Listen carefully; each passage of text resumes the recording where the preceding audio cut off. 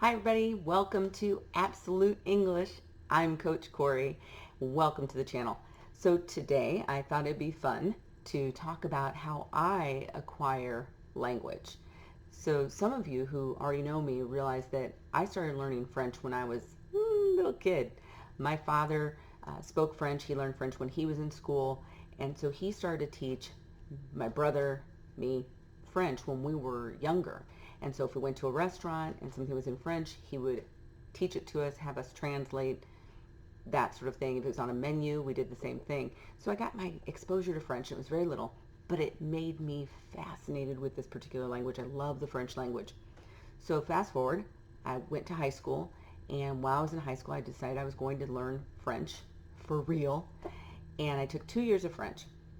And I did okay. It wasn't like I did really, really well in school because it focused on very traditional approaches to learning a language. And it was learning a language, not acquiring a language.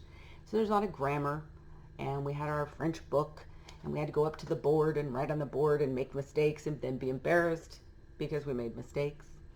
It's a very traditional approach to learning a language. And I could speak okay, and I could understand fairly well. In fact, I worked for a man who was from Paris. He had relocated to my home state, and I worked for him in his business. And right before I went to France the first time, his advice was just try. As long as you try, the French people will be very open to you. So just try. So that's what I did. And I went to France. I went to a few other countries, but I was in France, and I had a great time. And I did a lot of speaking and trying to interact, so much so that I was able to interpret a little bit here and there. Then I came back and I attended university, and I studied French at the university as well, but I only took a couple of years. And I was a tutor, but I just wasn't confident in my speaking of French. And I'm not sure why. My first professor for French was actually a native French speaker from Africa, and I actually did very well in her class. I didn't have any problems in the class, any of the classes. It really came down to speaking. When I took French again, my teachers were Americans who were teaching French, and that just sort of shut me down. I don't know why. I felt more comfortable talking with people who were native French speakers at that time, and for whatever reason, I don't know why. So then after I graduated university, I went back to France so that I could focus more on the language, and I was there for a little while, and I had a great time. And I realized that I knew more than I ever thought I did because I could interpret, I could translate for other people. I was in a hotel, and there was a young man working the desk late at night who didn't speak English, and some people came in, some fans for a soccer match, football match, came in, and they needed someone to interpret for them because they didn't speak French. They spoke English.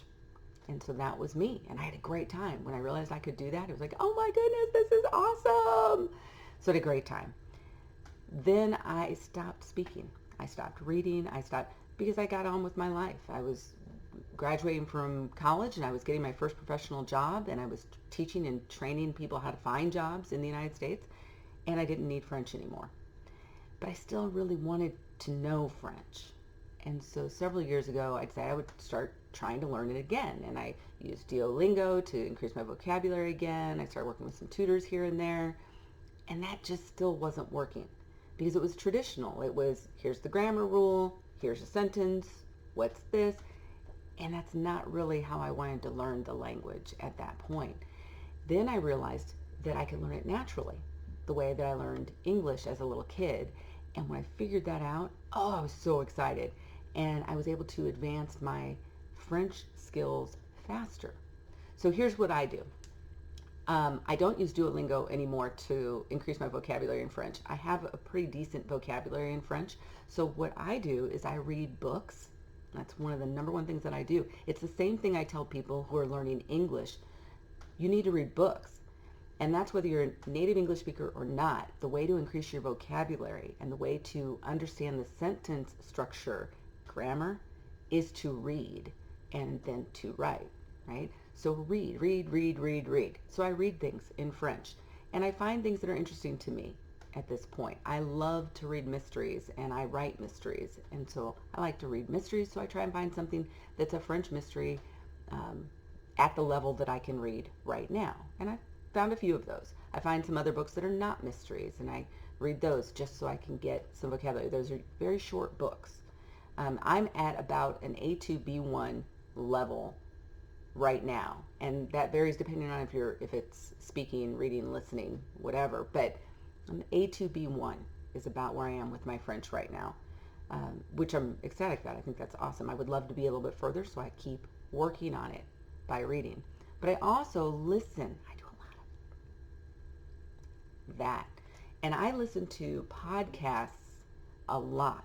And so I just listen to them in French. I don't listen to French podcasts that are about learning French. I don't listen to French podcasts that are about learning French grammar. I don't care about French grammar right now. That's not important to me. And honestly, the French grammar is somewhere in the back of my head in my long-term memory, and I'll be able to pull that out eventually when I need it. But I don't need it right now. Right now, I just want to get comfortable and confident speaking and listening in French. And so read and then listen to podcasts as much as I can. And I love that. I've been using in the last couple of weeks, so this is March 3rd today, 2021. I've been using LinkQ for the last couple of weeks, and I really like that tool. This is not a promotion for them. I just happened to have stumbled upon it, and I like that inside of the tool you have access to all sorts of information that you would normally find just by doing a Google search, right? But it's all in one spot. You can also bring information in. So I really like that aspect. So there's a podcast called Authentic French. That's the English translation of it.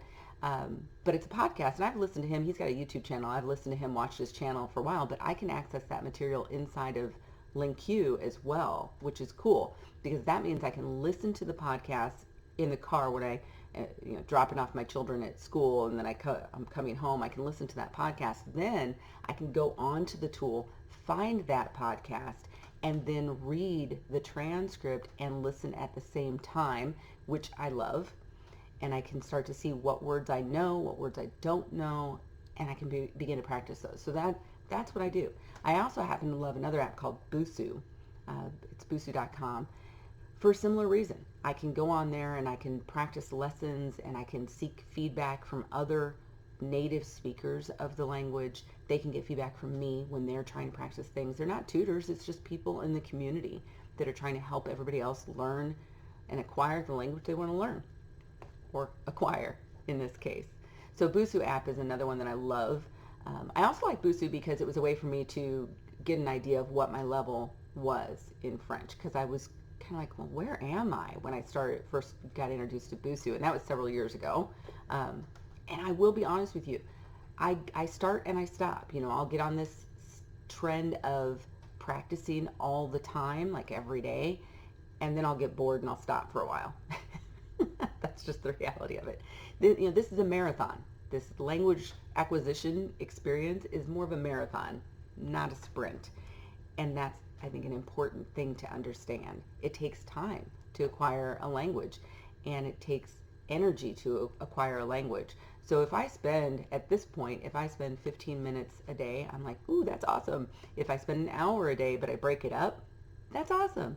I won't generally spend an hour at one time practicing, studying anything related to any language that I want to acquire.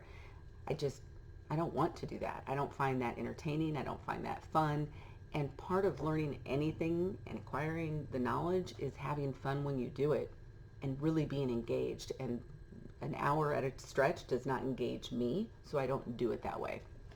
So to recap, there are two things that I do consistently, relatively consistently, to learn, to acquire any language. And it's, I listen to that language and I get my ear used to, accustomed to hearing that language, the rhythm of that language, intonation in that language, all the fun stuff. And I read. Even if I'm just starting out and all I can read are, children's books, that's great. I'm going to read children's books. At this point, I'm beyond that with my French, but I'm not beyond that with, say, Esperanto, which I also started to acquire a few years ago. I can't read hardly anything in Esperanto, so everything I do read is super easy for me at this point. And that's how I acquire the languages that I try to acquire at this particular point. At any rate, I hope that you find this useful. And if you do, great.